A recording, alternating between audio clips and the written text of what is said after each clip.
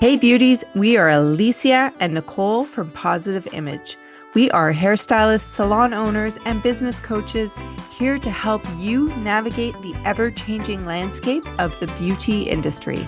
We are sharing our secrets on creating a salon that thrives. So let's dive in. Hey, Nicole, Hey Alicia.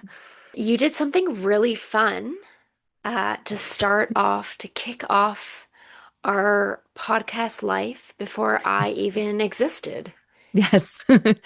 I always wanted to start a podcast, or at least when podcasts were starting, and I was a educator for a color company, and I love color. I love the science. I'm a bit of a science nerd when it comes to color and the chemistry.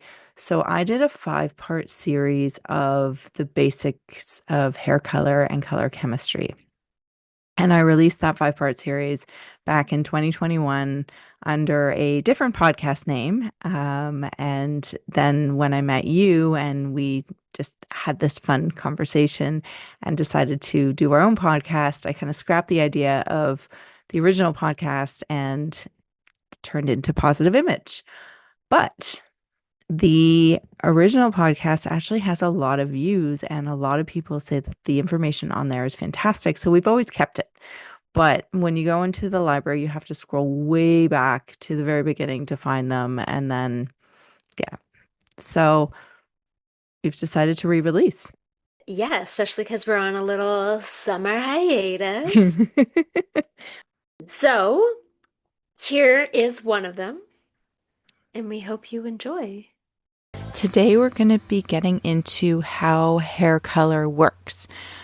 So I find this really interesting topic because a lot of people don't really understand how the hair color works, especially clients. And I really like to educate my clients to the best of my ability so that when they have more of the education themselves, they can make the right decisions. And it's not just me making the decision, it's us having a discussion and making a decision together.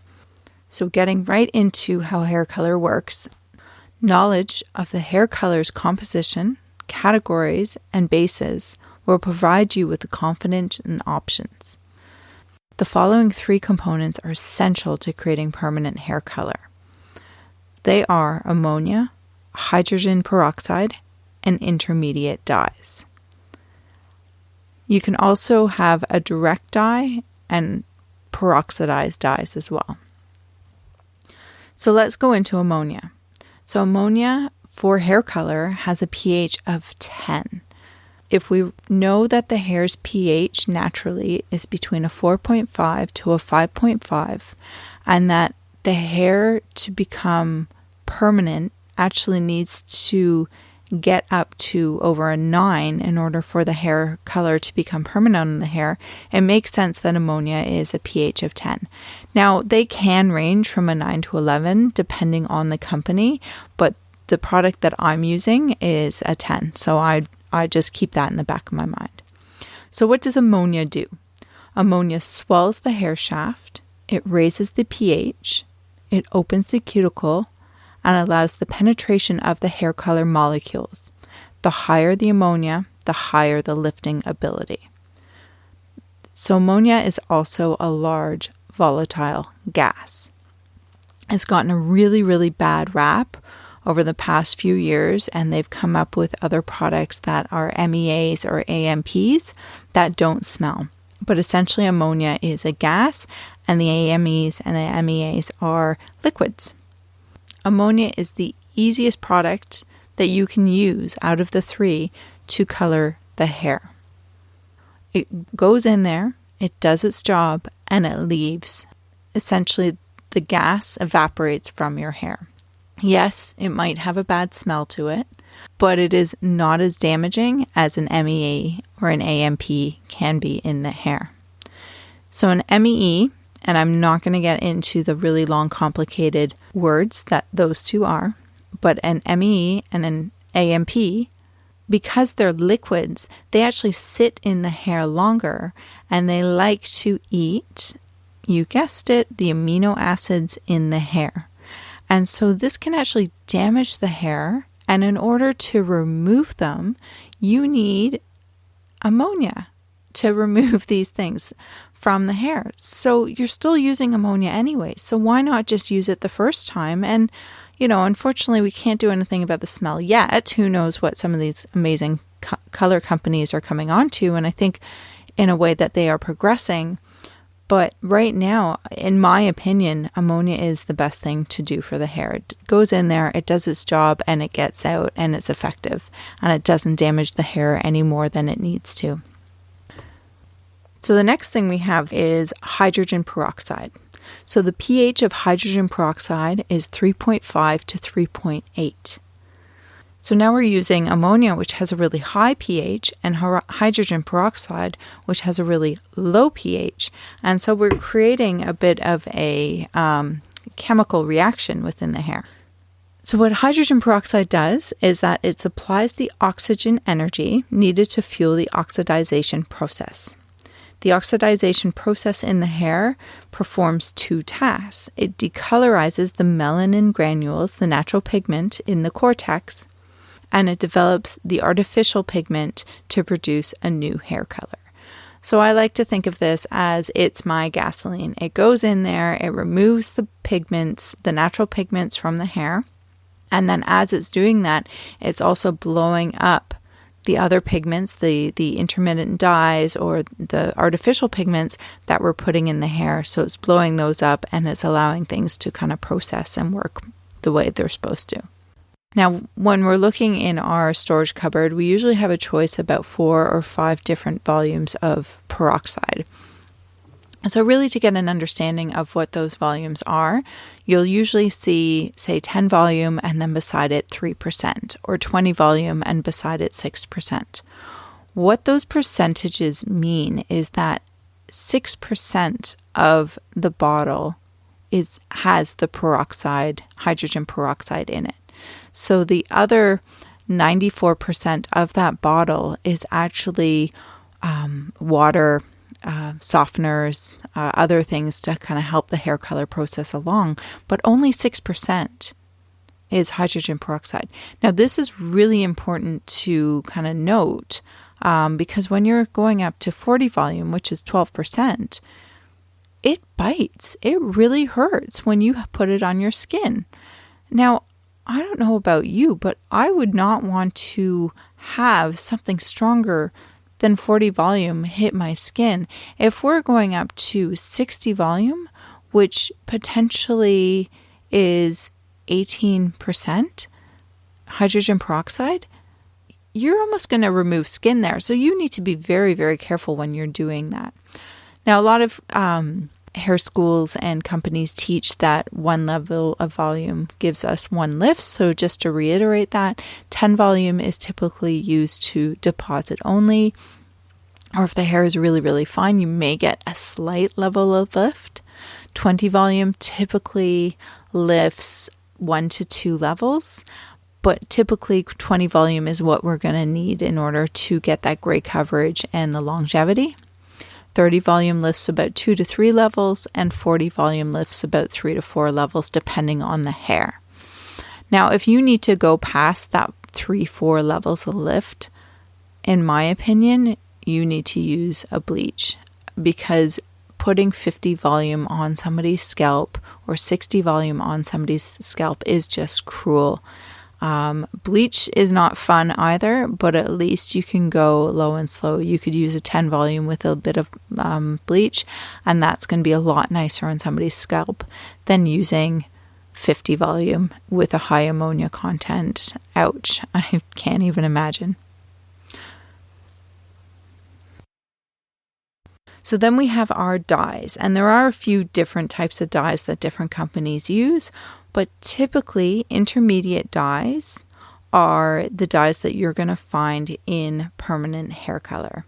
So they're an oxidative dyes used to produce permanent hair color. They go into the cortex when mixed with H2O2, which is hydrogen peroxide, like a deflated balloon.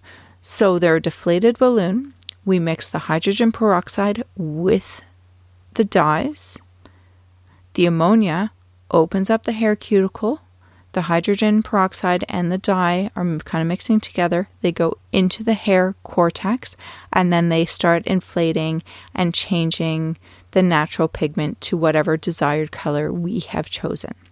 The next type of dye that we have is called a direct dye or pre-oxidized dye. So these dyes tend to sit on the cuticle.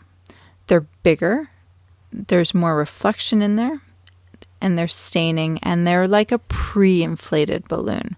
So essentially, having a direct dye or pre-oxidized dye, you don't necessarily need the hydrogen peroxide because it's already inflated. It already has, it's a bigger molecule, which is why it sits on the cuticle, because it's not small enough to actually go into the cortex of the hair itself.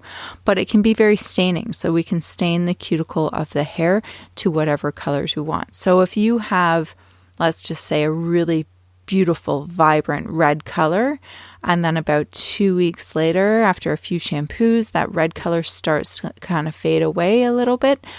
Typically, that is the direct or the pre-oxidized dyes that have kind of stayed away. Now, it's also going to stain the hair, so if we decided the next time that she's in that we wanted to bring her to a platinum blonde, now we're having to actually fight through the direct and the pre-oxidized dyes that we've put on the hair because they've stained the cuticle. So that's where the complication lies. So really, what does oxidization mean?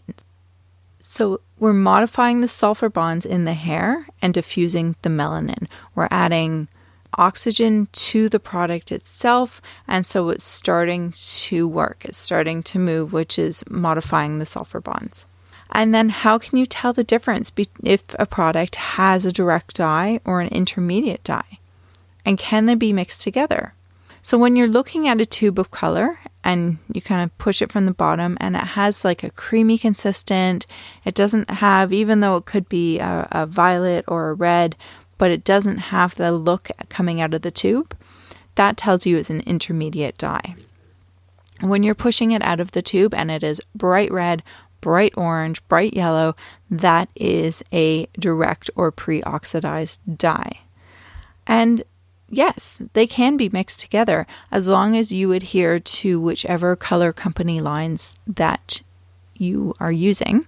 So for example, you're not going to mix together a semi-permanent color with a permanent color because then you're playing with the pH too much. Those two colors are not meant to go together.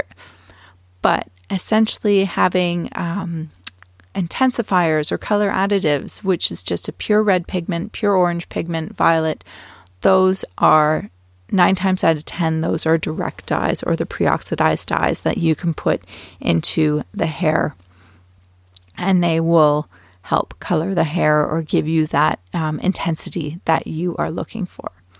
So just to kind of recap everything we spoke about here, the hair color has 3 different parts to it, which is ammonia, hydrogen peroxide, and a dye.